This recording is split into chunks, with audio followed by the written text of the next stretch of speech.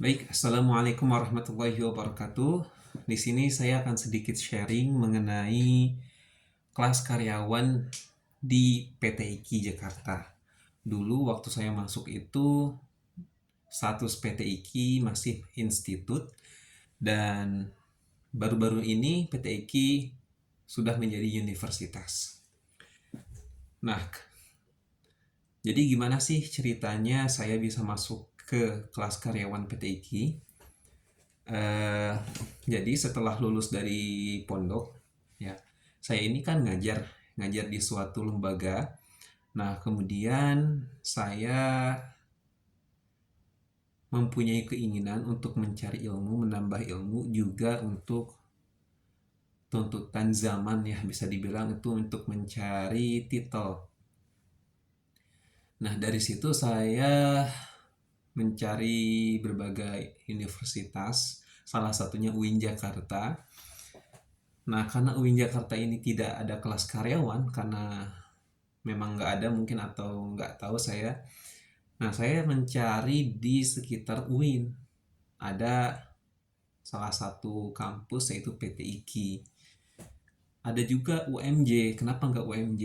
Nah, teman-teman saya menyarankan untuk ambil PT IKI aja. Kenapa? Karena kampusnya itu lebih ke Quran, karena background saya sebelumnya pun yaitu Quran. Jadi sinkron lah ya, nyambung. Dari situ saya ambil Universitas PT IKI sebagai kampus saya. Tentu ada tes masuk. Waktu itu dites hafalan, kemudian dites baca kitab, ya dites psikologi juga kalau nggak salah waktu itu. Nah, setelah ada pengumuman, alhamdulillah saya bisa masuk. Karena kan eh, sebetulnya nggak sembarangan orang yang bisa masuk PT IKI, khususnya di jurusan utama PT IKI. Jadi PT IKI itu ada beberapa jurusan, ada ekonomi syariah, ada tarbiyah, dan lain sebagainya. Nah, yang utama itu Fakultas Usuluddin PT IKI itu, yaitu jurusan ilmu Al-Quran dan Tafsir. Nah, saya ngambil jurusan ilmu Al-Quran dan Tafsir. Tesnya pun sebetulnya, kalau cerita dari kakak kelas ya, kalau ada yang kitabnya belum lancar atau hafalannya belum lancar itu nggak bisa masuk. Itu cerita dari kakak kelas. Tapi itu zaman dulu. Kalau zaman sekarang kayaknya nggak terlalu ketat kayak zaman dulu. Jadi kalau teman-teman yang dari SMA atau teman-teman yang belum terlalu lancar, kayaknya masih bisa masuk di jurusan ilmu Al-Quran Tafsir. Fakultas Usuluddin tentunya.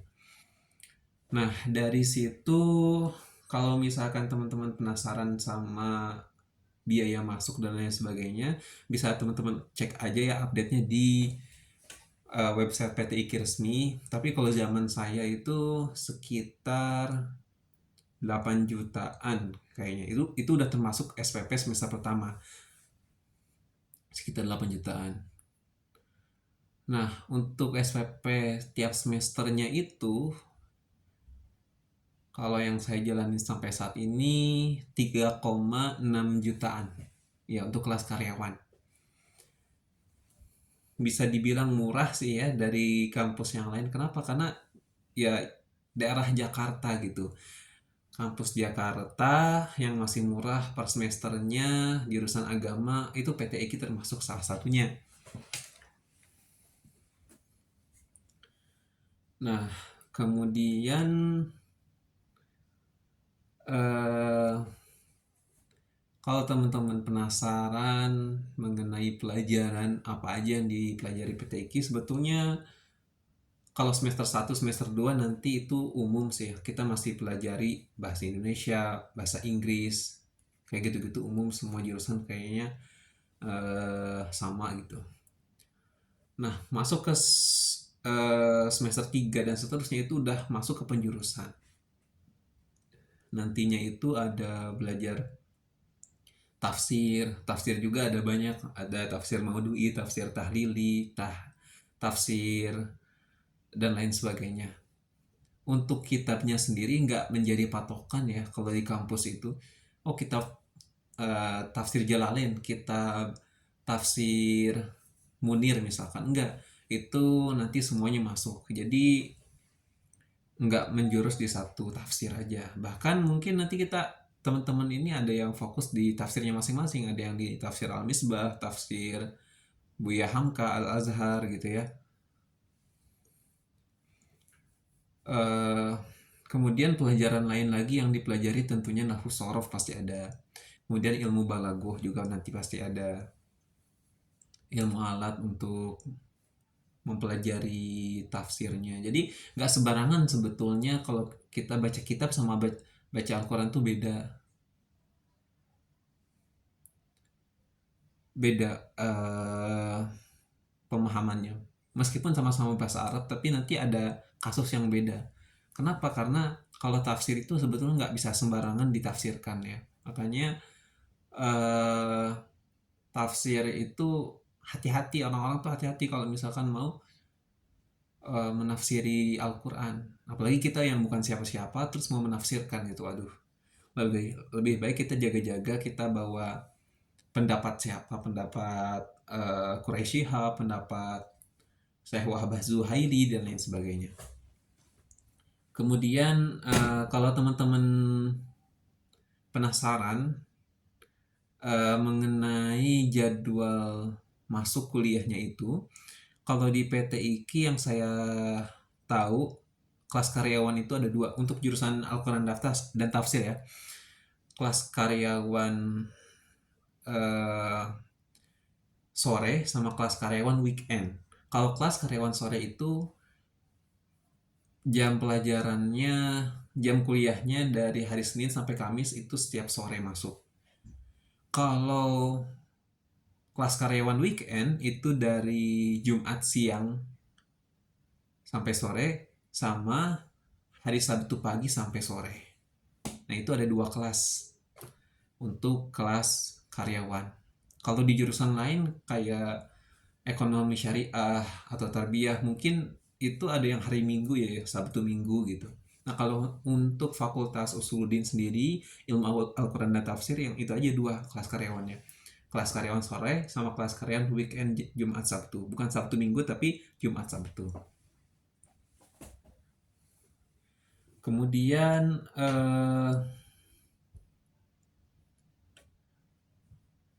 kalau teman-teman penasaran juga mengenai kegiatan ekstrakurikuler ya. Kalau untuk kelas karyawan sih kayaknya yang udah kerja atau ngajar setiap hari tuh nggak terlalu butuh kelas apa ekstrakurikuler. Tapi kalau untuk kelas reguler mungkin ada ya, mungkin ada nanti. Oh iya, kalau teman-teman penasaran itu kan PTIQ Kampus Al-Quran, apakah ada hafalannya? Ada. Nanti hafalannya itu setiap mahasiswa dibagi menjadi dua tipe mahasiswa. Satu tipe mahasiswa yang terbatas, yang kedua yang penuh, atau bisa disebut juga tahfiz penuh, tahfiz terbatas.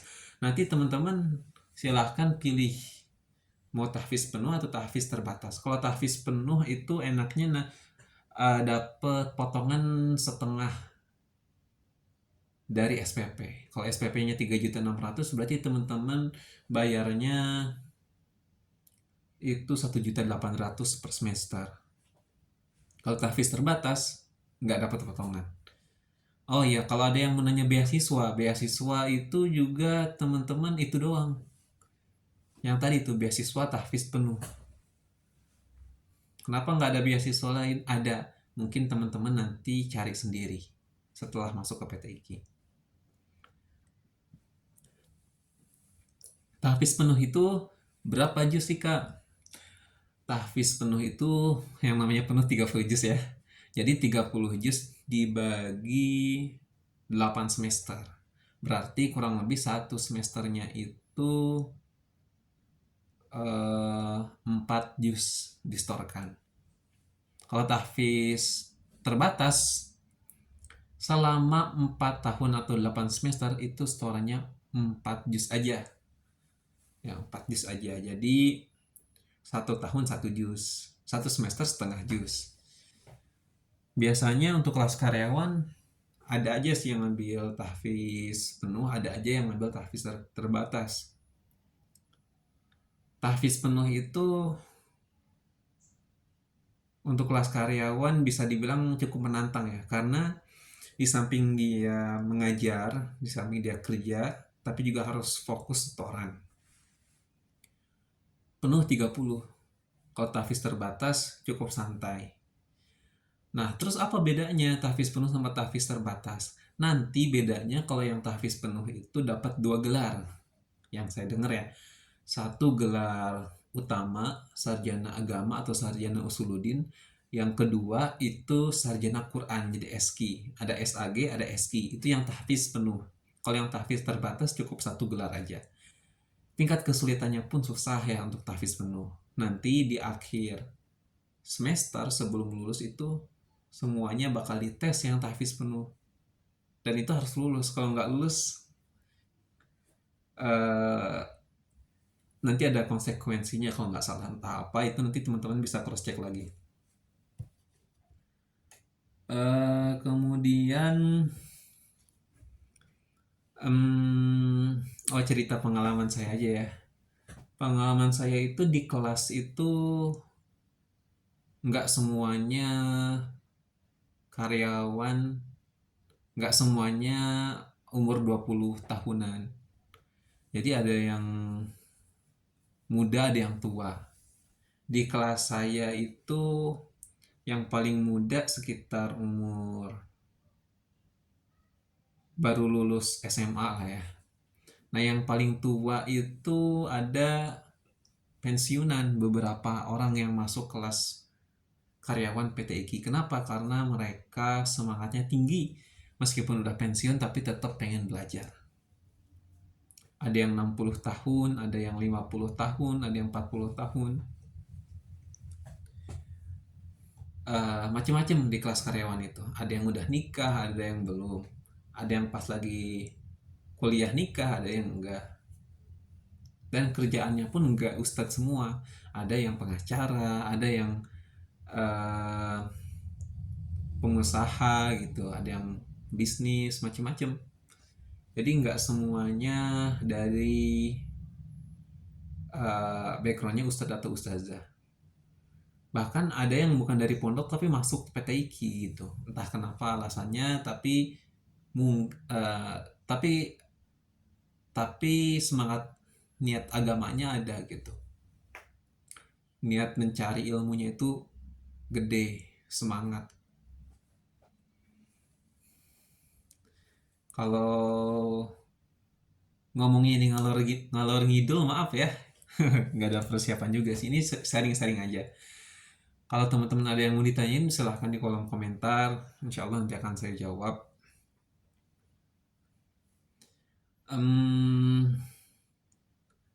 Apalagi ya, coba saya cek lagi ini catatannya. Oh iya, kalau yang saya rasa itu di PT IKI untuk tingkat kesulitannya nggak terlalu tinggi, nggak terlalu rendah lah ya, standar. Jadi masih bisa diikuti.